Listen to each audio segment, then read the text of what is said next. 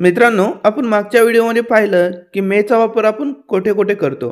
तुम्हाला माहीत आहे की मेचा वापर आपण पॉसिबिलिटी म्हणजे संभावना व्यक्त करण्यासाठी करतो. तसंच मेचा वापर आपण परमिशन म्हणजेच अनुमती घेण्यासाठी करतो आणि मेचा वापर आपण विश म्हणजेच इच्छा व्यक्त करण्यासाठी सुद्धा करतो. बघा, या ठिकाणी या टॉपिकशी रिलेटेड काही उदाहरणं आपण तुमच्यासाठी घेऊन आलेलो आहोत की जेणेकरून तुमचा एक चांगल्या प्रकारे सराव या ठिकाणी होऊन जाईल.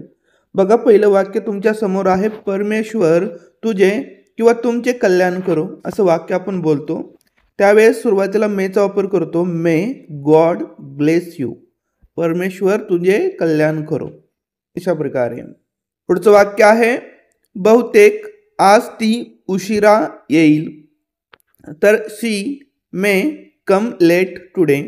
बघा, सब्जेक्ट ती म्हणजे सी, त्याच्यानंतर मेचा वापर केला, त्याच्यानंतर क्रियापदाचं पहिलं रूप, त्याच्यानंतर रिमाइनिंग सेंटेन्स. ठीक आहे. पुढचं वाक्य आहे, तुला अंतिम वर्षात सर्वाधिक गुण मिळवत. May you get the maximum marks in the final year. अशा प्रकारे तुला अंतिम वर्षात सर्वाधिक गुण मिळव. थोडक्यात त्याला आपण आशीर्वाद देतोय. पुढचं वाक्य आहे, मला थोडे पाणी मिळेल का. मला थोडे पाणी मिळेल का. तर may I have some water. May I have some water, मला थोडे पाणी मिळेल का. पुढचं वाक्य आहे, तुम्ही निघू शकता. You may leave. You may leave, तुम्ही निघू शकता.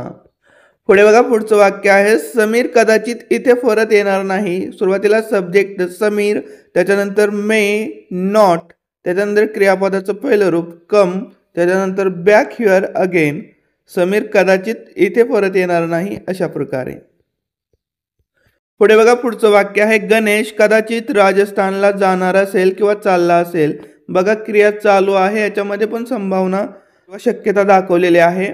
तर या ठिकाणी आपण मे बीचा वापर करणार. सुरुवातीला सब्जेक्ट गणेश, त्याच्यानंतर मे बी, त्याच्यानंतर क्रियापदाचं चौथं रूप गोचं चौथं रूप गोईंग आणि राजस्थानला म्हणजे टू राजस्थान.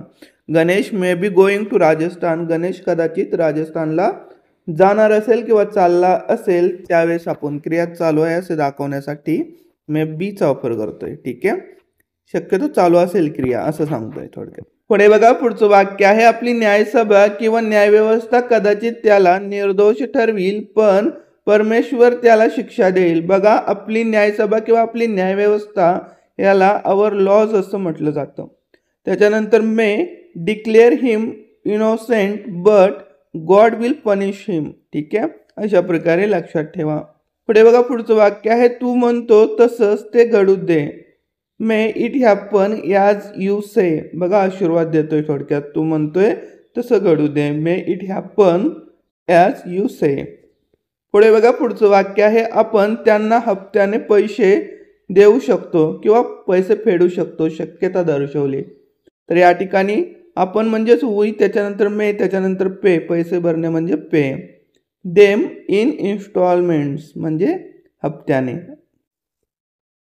पुढे बघा, पुढचं वाक्य आहे, अभिजित रात्री इथे थांबू किंवा राहू शकतो. अभिजित मे स्टे हिअर ॲट नाईट.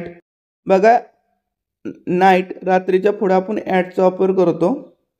तर संध्याकाळ असेल तर इन द इव्हिनिंग आणि सकाळ असेल तर इन द मॉर्निंग असं या ठिकाणी लिहितो. स्टे म्हणजे राहणे हे क्रियापद आहे. अभिजित मे स्टे हिअर ॲट नाईट हे लक्षात ठेवा. पुढे बघा, पुढचं वाक्य आहे, सोनल कदाचित चुकत असेल पण तिला बोलू तरी दे किंवा बोलू तर दे. Sonal may be wrong. Sonal कदाचित चुकत असेल बट परंतु लेट एखादं काम करू देणे. लेट हर स्पीक, तिला बोलू तर दे अशा प्रकारे. पुढे बघा, पुढचं वाक्य आहे, मी तुम्हाला सामील होऊ का. मे आय जॉईन यू. मी तुम्हाला सामील होऊ का. मे आय जॉईन यू. पुढे बघा, पुढचं वाक्य आहे, आपण या रस्त्याने जाऊ शकतो. आपण म्हणजेच वी, त्याच्यानंतर मे, त्याच्यानंतर गो, क्रियापदाचं पहिलं रूप जाणे. ठीक आहे, गो. आणि बाय दिस रोड, या रोडने. We may go by this road, आपण या रस्त्याने जाऊ शकतो. पुढे बघा, पुढचं वाक्य आहे कदाचित संधी तुमच्या समोर असेल. An opportunity may be at hand. An opportunity may be at hand. कदाचित संधी तुमच्या समोर असेल किंवा तुमच्या हातामध्ये असेल.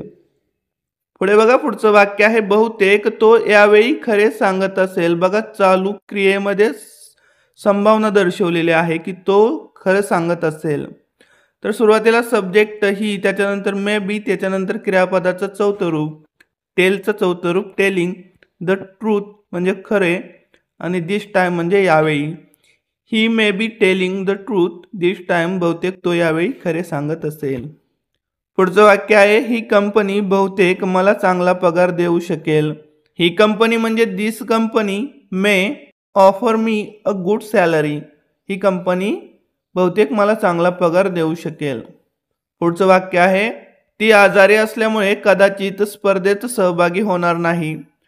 शी may not participate in the competition due to illness. ती कदाचित आजारी असल्यामुळे स्पर्धेत सहभागी होणार नाही. अशा प्रकारे. पुढचं वाक्य आहे पप्पा मी चित्रपट पाहायला जाऊ का. Papa may I go for a movie. पप्पा मी चित्रपट पाहायला जाऊ का. Papa may I go for a movie. अशा प्रकारे. पुढचं वाक्य आहे ते कोणत्याही वेळी येतील. They may arrive at any time. ते कोणत्याही वेळी येतील. They may arrive at any time. पुढचं वाक्य आहे तुझे पालक कदाचित तुला परवानगी देतील. Your parents. तुझे पालक may allow you. Your parents may allow you. तुझे पालक कदाचित तुला परवानगी देतील. पुढचं वाक्य आहे कदाचित ते या महिन्यात त्यांचे लक्ष्य प्राप्त करू शकणार नाहीत. They may not achieve. They may not achieve their target this month. Their target this month. कदाचित ते या महिन्यात त्यांचे लक्ष्य प्राप्त करू शकणार नाहीत. पुढचं वाक्य आहे विकास मी तुझा मोबाईल वापरू का. विकास मे आय यूज युअर मोबाईल. विकास मी तुझा मोबाईल वापरू का. विकास मे आय यूज युअर मोबाईल.